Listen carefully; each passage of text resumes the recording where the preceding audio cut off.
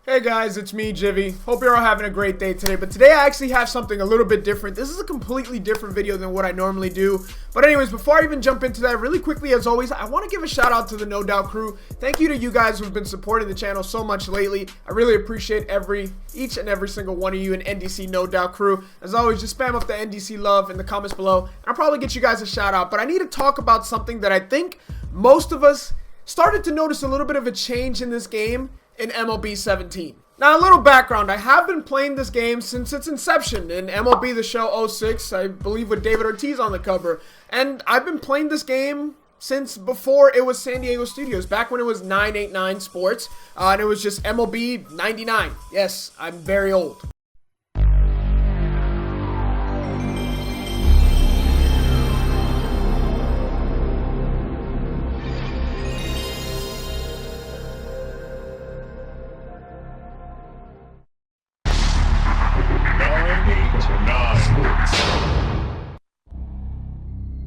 Hi everybody, this is Ben Scully here with my partner Dave Campbell.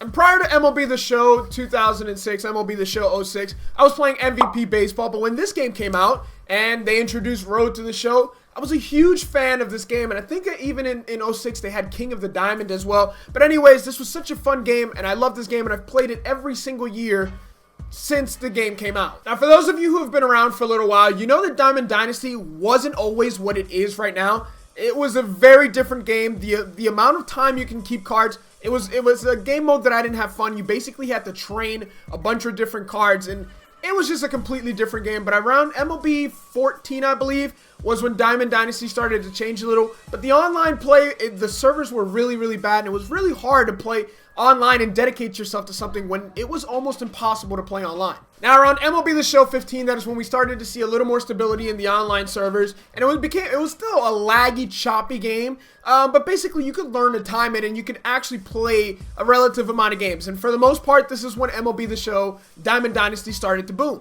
Flash forward to MLB 16, and now a lot of people are joining the hype train, and it's finally a really, really fun game. And the only thing it really, really lacked was content. There was only, I believe, 30 legends at the time, and then 60 in MLB 17, but in 16, that is when the game started to take shape, except in the beginning, since there was so much hype, San Diego Studios servers could not handle it, and it was just unplayable for the first couple of months.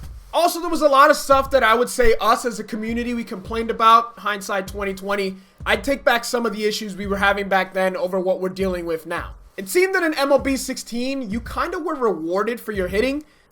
Basically, when you squared balls up, you hit the ball pretty well. But with MLB 17, they started to introduce ball physics, and they wanted to get a little more realistic. And the truth of the matter is, in baseball, not every time you square up a ball, you end up with a base hit, although more frequently than when you don't square the ball up. And there are a lot of pop-ups and can of corns that don't end up being can of corns. They end up being little bloopers behind, bloopers and Texas leaguers behind first and second base. But it just seemed to be a little bit more in MLB 17 than what you really see in real life. There was something I noticed in MLB The Show 17, but I started to notice it really at the end of the year, and it was something that really caught my mind, and I wanted to do a video on it, but I said, you know what, MLB 18 is right around the corner. If it persists, then maybe I'll look into it a little bit further. But there was a little something that I think we all noticed, and that was the fact that you hit the ball better when you were just late or late than when you were good. And it even became something so that even the developers were well aware of this. They even memed it in their streams. They said it themselves. Be late, be great. And that was the slogan for MLB The Show 17. So when I saw this in a developer stream, I said to myself, they're aware of this, but it doesn't seem as if it's really gone. It is a little bit better, I'll say that, because just late was pretty much the only way to hit before. But why is it that when I hit good and I'm timing it right, I'm not as successful as if when I'm late, which doesn't make any sense to me, unless that's exactly what they want. Now, hear me out. This is where I'm going to go ahead and tell you that these are just my theories. These are things that I've started to notice myself, and pretty much everything I'm saying is a theory. If you guys agree with what I'm saying, let me know in the comments below. If you think anything I'm saying makes sense, let me know, and if you disagree, also let me know, because I want to get to the bottom of this, as well as everybody else in the community. So like I'm saying, I feel like this is just a theory of mine, but what if this theory is actually true? What if it actually is that MLB The Show wants the majority of success to come from just late? And you would say to yourself, that doesn't make any sense. Why wouldn't they reward good timing? Well, here's the thing. I think we as a community, and when I say so, the majority of the people who watch my videos, I'm not going to throw them into casual players. I'm going to throw them into competitive players. Those are, to me, are the two categories you have for MLB The Show. You have your casual players and you have your competitive players. Now, where I think there is a little bit of confusion, it's mostly coming from the Twitch side, and I try to avoid that. But it seems like the Twitch side believes that there's casual players and then there's professional players. There's no professional players in MLB The Show. There is no pro scene. There is nothing. There's a leaderboard that resets every month, and that's about it. Now, see, here's where there is a little bit of difference. I don't consider myself a casual player. I'm not. I play this game all the time, and I do try to win for the most part. But there is two sides. I will say there is the competitive side that plays and grinds and just wants to win, and then you have the guys who are a little bit above. You know, I don't know too many of them, but you've got Cardinal Bird 5, who's been around in the community for a long time, and you have that whole section. You've got Pitching Rebel and Magunsky, those guys who are very, very good at the game. Shout out to them. They're very good at the game. They take the game a little bit more seriously. Me, I'm just looking to play good so that I can make good content on YouTube or even on Twitch. Follow me on Twitch, twitch.tv/GyviWorld. And again, here is where there is a little bit of confusion once again from the Twitch side. Now, when I think casual players, I don't think someone who just happens to hop on their PlayStation 2 days a week, maybe for an hour, and then they just hop off and be casual. That's ridiculous. You can play number of hours upon hours grinding this game and still be a casual player. There is no limit to that, but just like if you played hundreds of thousands of hours this game, that doesn't make you a competitive or a pro player. A casual player is just someone who hops on and just wants to have fun. Whether they win or lose, they'll jump into a couple drafts, they'll win 2-3 games, and they won't go 12-0. They won't go 11-2. They won't go 11-1. That is a casual player, someone who would just hop on and wants to collect cards and play the game. That to me is a casual player. Whether you're on either end of the spectrum, that is perfectly fine. But here's the thing that some of you seem to fail to notice. There's a lot more casual players than there are competitive players. And there's a reason San Diego Studios thinks their game is so successful. It's because it is. The game every year sells well. I don't think this is their best year, but the game every year sells well. And they're continuing to sell stubs, which is as a business, that is what they're looking to do. So who do you think they're going to cater to the most?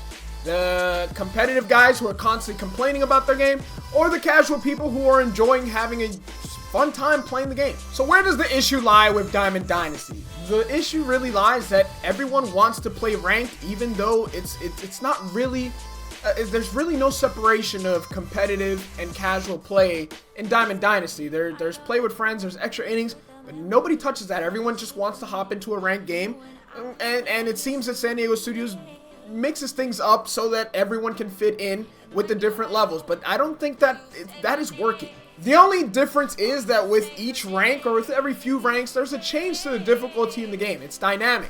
So what that means is that as you go up, the game changes in difficulty and it becomes a completely different game, which, truth be told, makes it an unenjoyable experience for pretty much everyone except for the top 1%, which you can say that is what you want to do. However, they're complaining as well.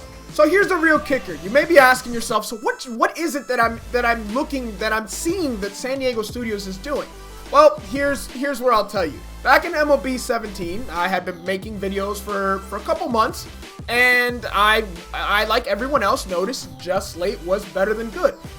People did a bunch of experiments, people did a bunch of tests, and they noticed a difference. Your exit velocity was a lot higher with just late than it would be when you squared a ball up perfectly, which doesn't make any sense.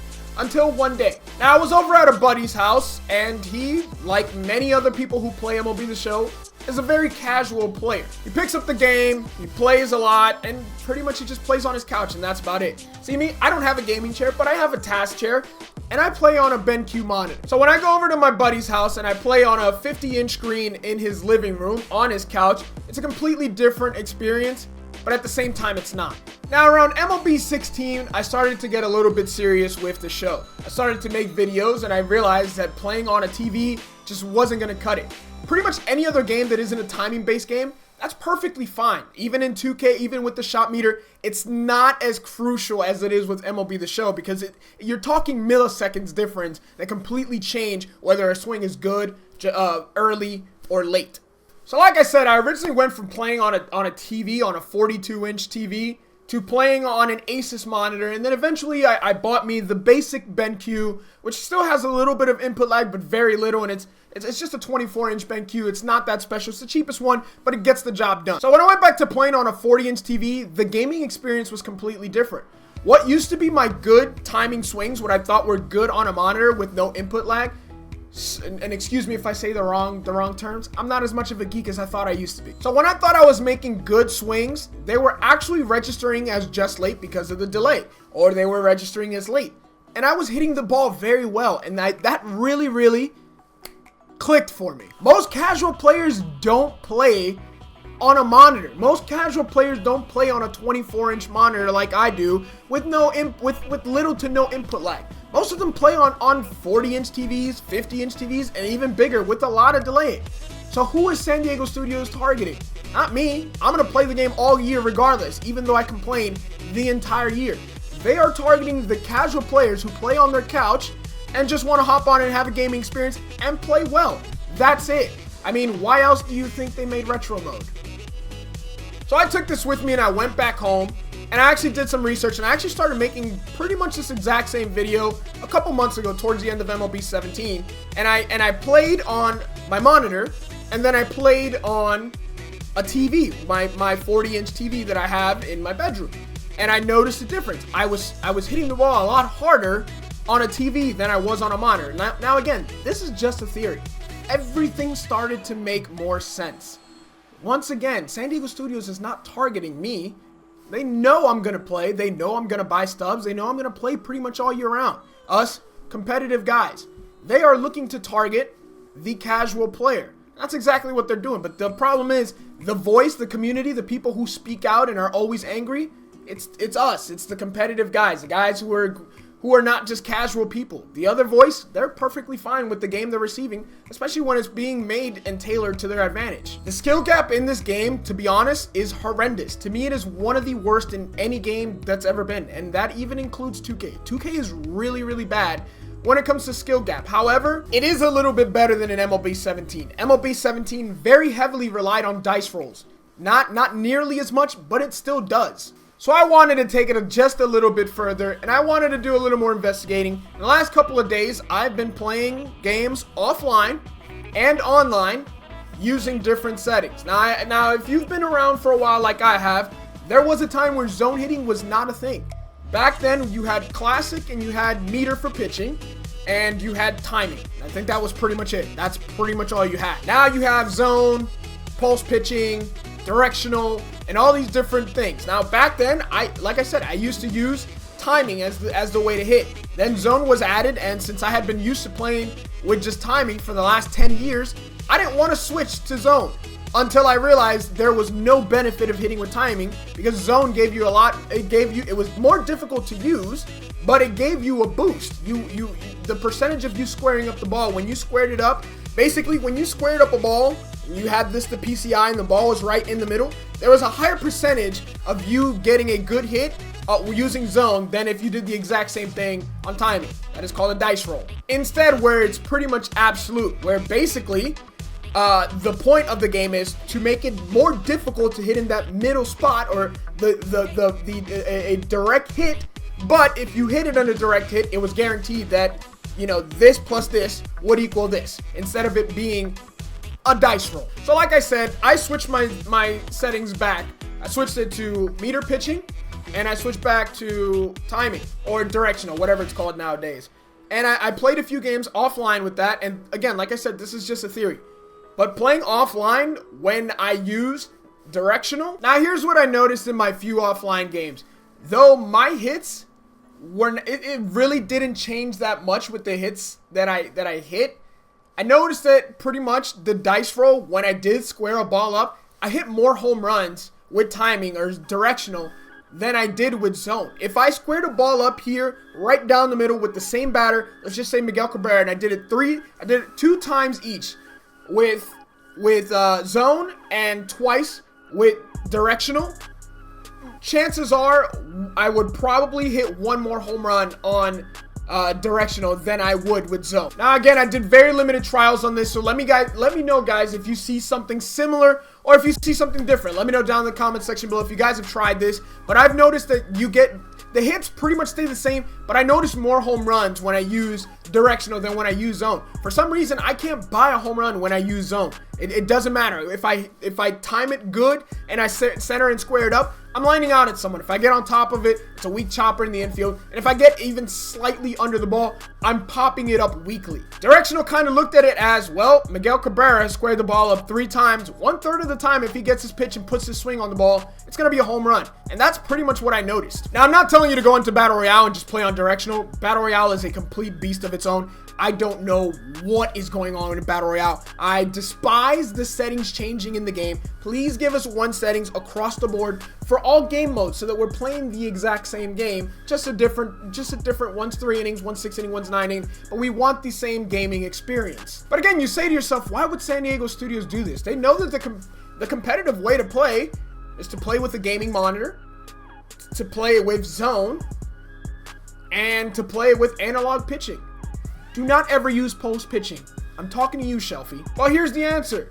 Most people who play this game, the vast majority, the large majority, the people you don't know about who just purchased this game from all types of country, who just put the CD in or download it digitally and just play and jump into it, they don't play on a gaming monitor.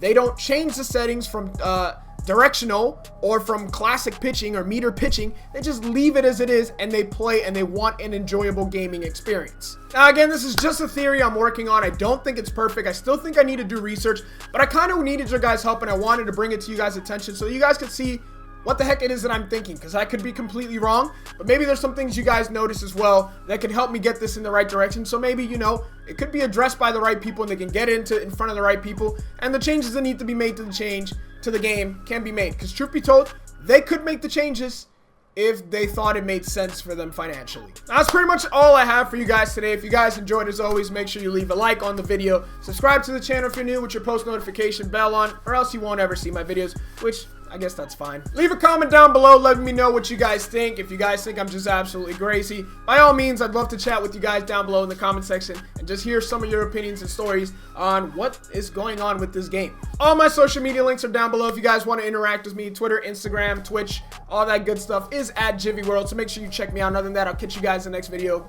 No doubt crew, love you guys. Appreciate you guys for sticking around, and I'll catch you guys later. Peace. Count it up, count it up, count it up, count it, count it up, count it up, count it up, count it, count it up, count it up, count it up, count it. Count it up, count it up, count it up, count it, count it up, count it up, count it up, count it.